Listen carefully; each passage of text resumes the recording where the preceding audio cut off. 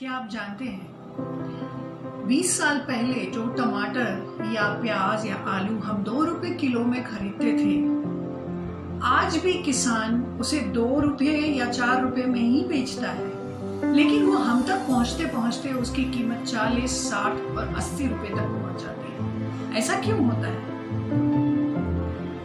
क्या आप जानते हैं कि सुसाइड या आत्महत्या सबसे ज्यादा किस राज्य में होती है?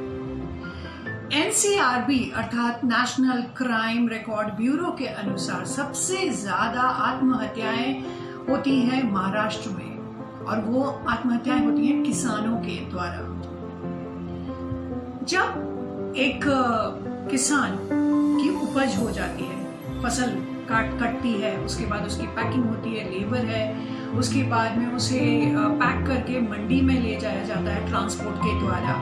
वहां पर बैठे होते हैं आड़तिया। शायद आपने कभी नहीं सुना होगा कि किसी आड़तिया ने आत्महत्या कर ली, लेकिन हाँ, किसानों की आत्महत्या हमने हर आए दिन सुनी है।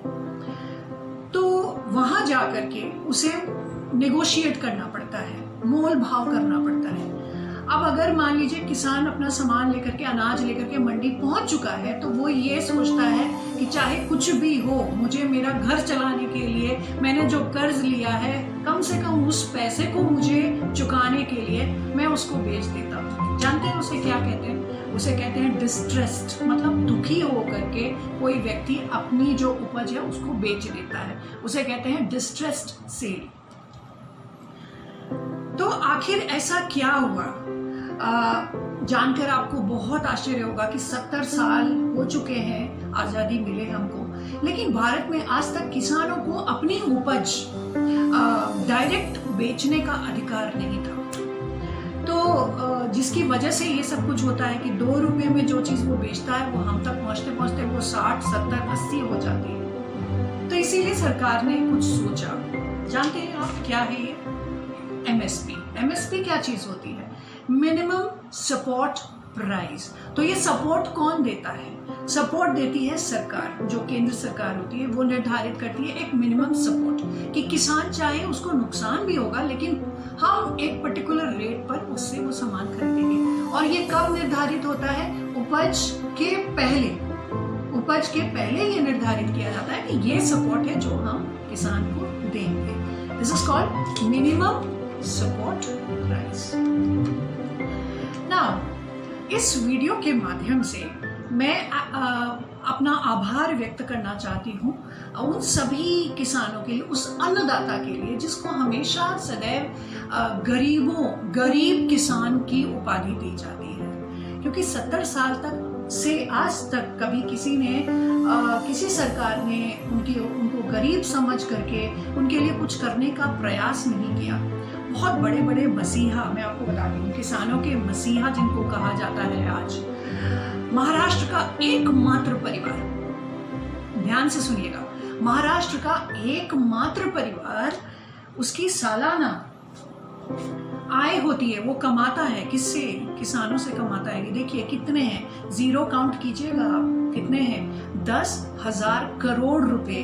प्याज, मिर्च और अंगूर जो होते हैं वो कैसे सर्कुलेट होंगे, उसकी क्या प्राइस होंगी, ये सारा डिसाइड करता है वो सिर्फ एक परिवार महाराष्ट्र का। एक और मसीहा है जिनके घर से अभी एक रेजिग्नेशन भी दिया गया था, ये बता करके कि हम किसान के मसीहा हैं, इसीलिए हम उनका भला चाहते हैं। ये देखिए, एक स्टैंप लगाने का, किसान की जो उपज होती है ना, उसको लेकर के उसमें सिर्फ एक स्टैंप लगाने का, ताकि वो FCI को वो बेच सकें, उसमें वो 5,000 करोड़ रुपए कमाते हैं। अगर आप जोड़िए इसको, 5,000 करोड़, 10,000 करोड़, ये कोई इतनी छोटी सी रकम नहीं। अगर किसान 50 लाख रुपए भी कमा लेता, चलिए 12 लाख भी अगर कमा लेता किसान, तो कम से कम लखपति होते किसान। कम से कम इस देश में 50,000 किसान जो होते वो लखपति होते, लेकिन ऐसा नहीं होता। तो इन सब चीज़ों को देखते हुए, इन सब चीज़ों को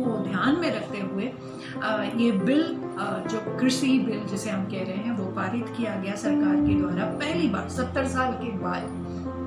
और आज पहली बार किसानों को ये अधिकार दिया गया है कि वो दूसरे राज्य में जा करके अपनी उपज को, अपनी पैदावार को बेच सकते हैं। इसके अलावा एक और जो उनको फैसिलिटी दी गई है, प्रावधान है, वो ये कि बड़े बड़े संस्थान या कंपनी वो आ करके उनसे डायरेक्ट किसान से खरीद सकते हैं, लेकिन याद रखिए एक मिनिमम प्राइस है जो निर्धारित की जाती है सरकार के द्वारा।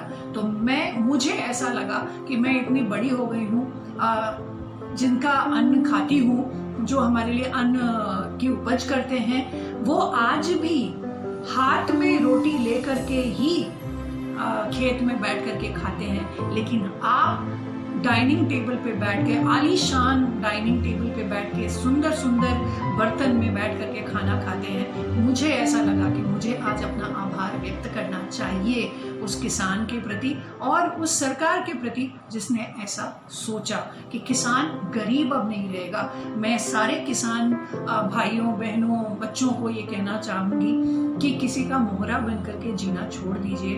अब आपकी बारी आ चुकी है कि अब आप शतरंज के राजा बन सकते हैं। आप किसी के मोहरे बन करके जीना छोड़ दीजिए, सिपाही बन करके जीना छोड़ दीजिए। समझिए इसके पीछे राज क्या है।